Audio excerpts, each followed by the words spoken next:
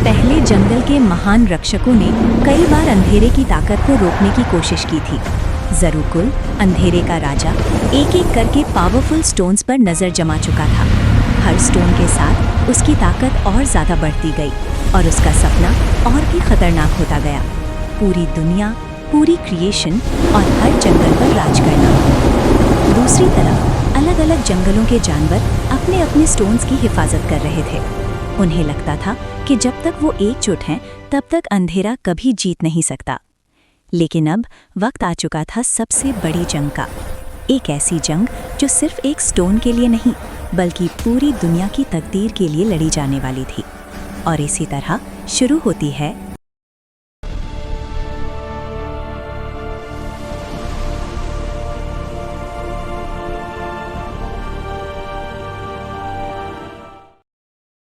अंधेरा बढ़ रहा था।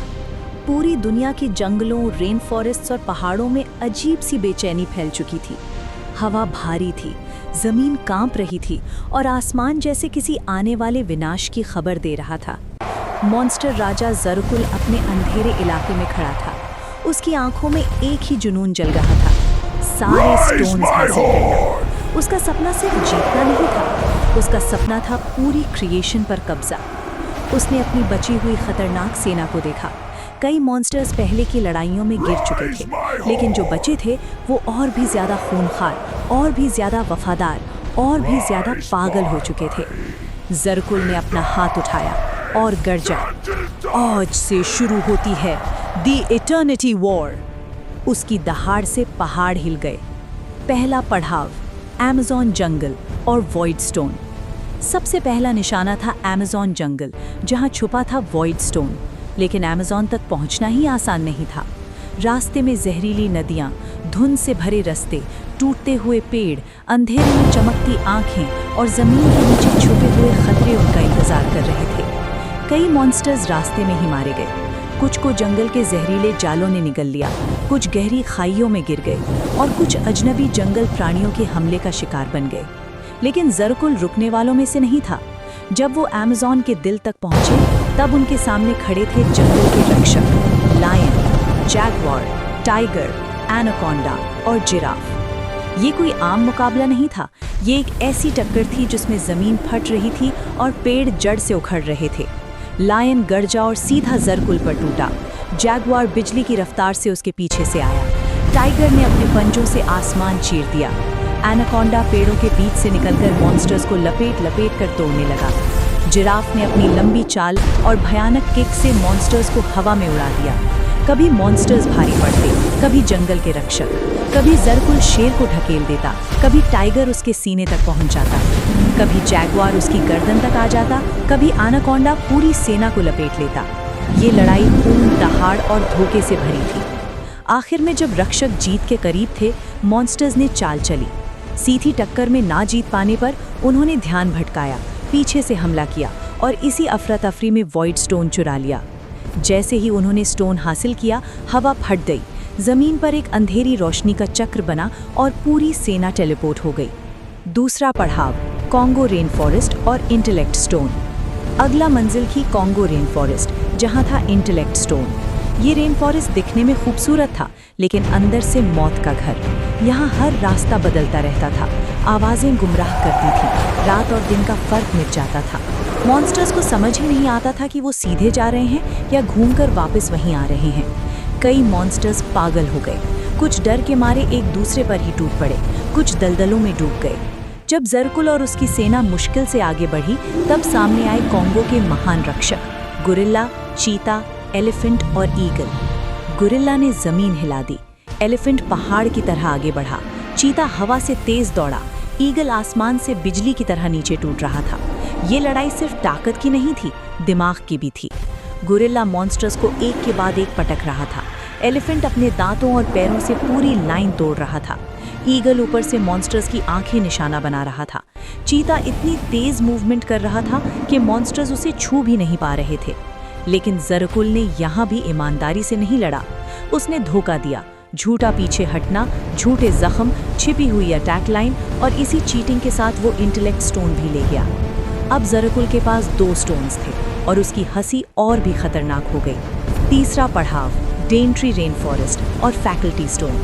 अब बारी थी डेनट्री रेन फॉरेस्ट की, एक पुराना, गहरा, रहस्यमय जंगल जहां छुपा था फैकल्टी स्टोन।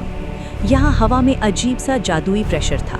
पेड़ों के बीच से रास्ते बदलते रहते थे, कभी जमीन नीचे से हिलती, कभी आसमान अचानक काला पड़ जाता। पॉइजन स्पोर्स, टूटते हुए क्लिफ्स और शिकार पर नजर रखती आंखें, हर कदम पर मौत थी। कई मॉन्स्टर्स यहाँ भी मारे गए।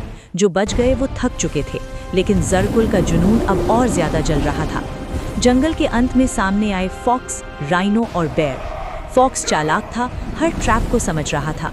राइनो ने अपनी दौड़ से पूरी जमीन का संतुलन बिगाड़ दिया।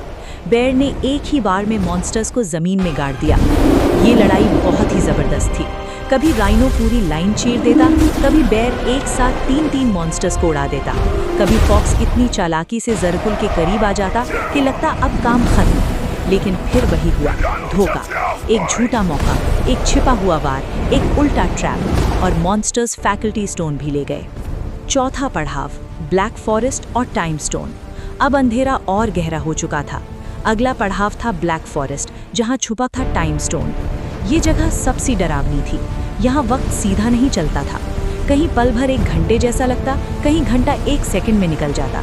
मॉन्स्टर्स को अपने ही साथी कभी बूढ़े दिखते, कभी जवान, किसी को अपनी पुरानी हार दिखने लगती, किसी को अपनी आने वाली मौत। ब्लैक फॉरेस्ट ने उनकी हिम्मत तोड़ दी। कई मॉन्स्टर्स इस सफ़र में बर्बाद हो गए, लेकिन जो बचे वो सिर्फ ज़रकुल के डर और जुनून से चल रहे थे। टाइम स्टोन के रक्षक थे चीता, पैंथर और वुल्फ। पैंथर अंधेरे का हिस्सा लग रहा था। वुल्फ अपने झुंड के साथ डर को हकीकत बना रहा था। चीता वक्त के साथ दौड़ता हुआ लग रहा था। लड़ाई ऐसी हुई जैसे वक्त खुद टूट रहा हो। एक पल मॉन्स्टर्स जीत रहे थे, अगले पल लगता सब खत्म। पैंथर की आंखें अंधेरे में चमकती और अचानक कोई मॉन्स्टर जमीन पर गिरता। वुल्फ की चीख से पूरा जंगल गूंज उठता। चीता के वार समझने से पहले लग चुके होते, लेकिन अंत में फिर धोखा जीत गया।